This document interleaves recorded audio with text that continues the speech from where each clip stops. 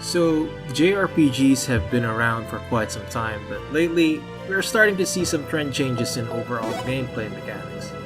Enter Fairy Elements, a JRPG that recently released on Xbox. Let's figure out what to expect. The game is classic 2D RPG about a knight who got teleported 200 years in the future after fighting the demoness king.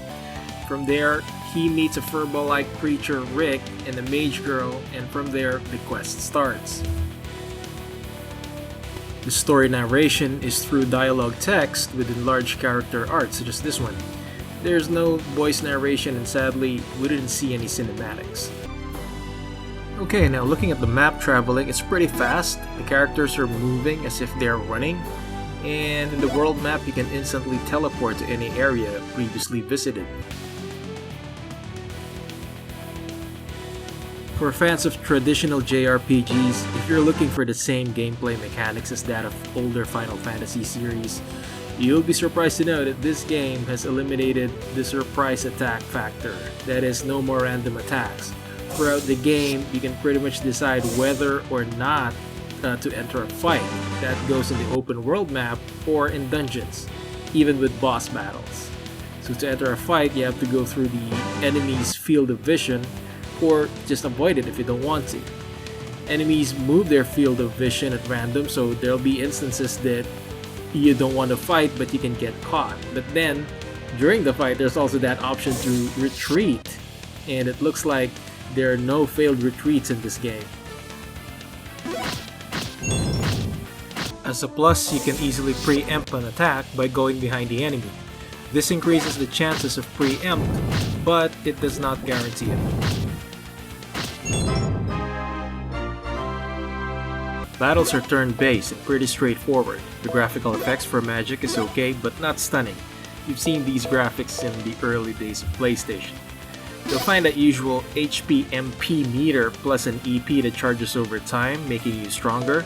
Somewhat similar to that of the limit break, but you control when you use it, so you might want to reserve that for stronger enemies. You also like the auto function, making it easier to clean up remaining enemies. Note that the auto feature can be customized how your party will act depending on your playing style. Before you get into battles, it's a good idea to arrange your formation to protect your spellcasters. Note that there are skills that attack a single opponent, a row, or all enemies, and this goes for both your party and your opponents. Another battle feature is the material gun that causes heavy damage. This charges over time and, similar to EP, best conserved for tough situations, or make easy situations even easier.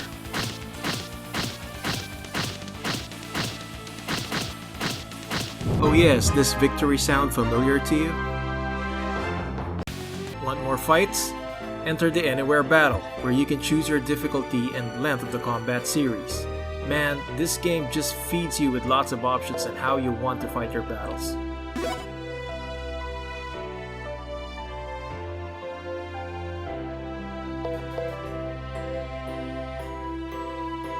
One thing about battle controls though is the active characters highlighted in the pictures above the screen with a flashing icon. It takes time to get used to figure out who's gonna perform the action, but you'll memorize the sequence eventually. If you get defeated, you'll have the option to continue fighting by spending FRP. It's a game resource apart from gold that has multiple uses. You can also try the battle again from the beginning, or quit altogether.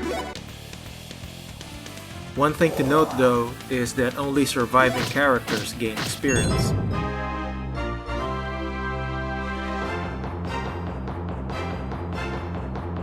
Dungeons are easy to navigate as you will find portals you can set as waypoints on the entrance, in the middle of the dungeon, and on the last part.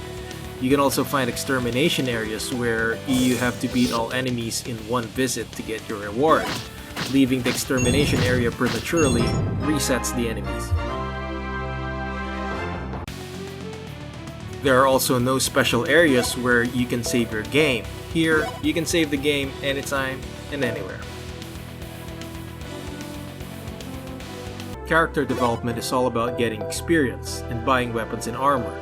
Buying and equipping stronger gear is seamless, as you have the option to equip the strongest weapons for all your characters in one button.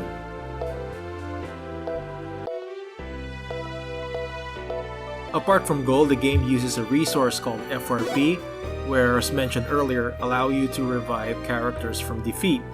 But you might want to conserve it for weapon development. There's a cauldron that makes you do just that. FRP also allows you to get more fights by entering a tower. Here, the rewards are pretty good.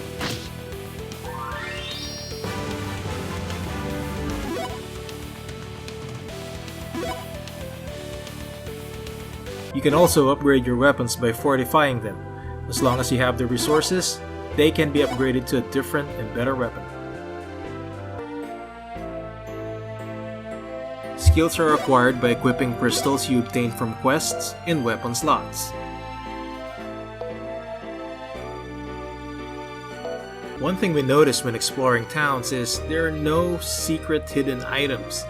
You can find items in chests in dungeons, but we think there has to be some items that you can get from drawers or beds, encouraging you to explore the town further. Fairy elements makes the grinding part a lot easier and straightforward. While it's fun and engaging for some players, it eliminates the traditional survival part wherein you have to first gauge your strength and supplies before entering a dungeon, or you can end up not going out alive. Here, you can pretty much avoid all enemies in the dungeon and even go straight to the boss fight if you like. And when you're defeated, you can always revive or redo the battle. So for those looking for that traditional style RPG, well, this is not it. This works more of like those pocket RPGs you play in mobile phones. Just fight, level up, and then fight again. But for players who like that pattern, you're in for a treat.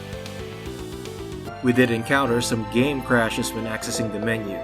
The screen just turns black, so Exe Create, we need some updates on this one. So that's it for this video. Hope you enjoyed it. If you like it, just give the thumbs up, subscribe if you will, or leave your comments and suggestions so we can make more videos to help you decide before getting your next game. See ya!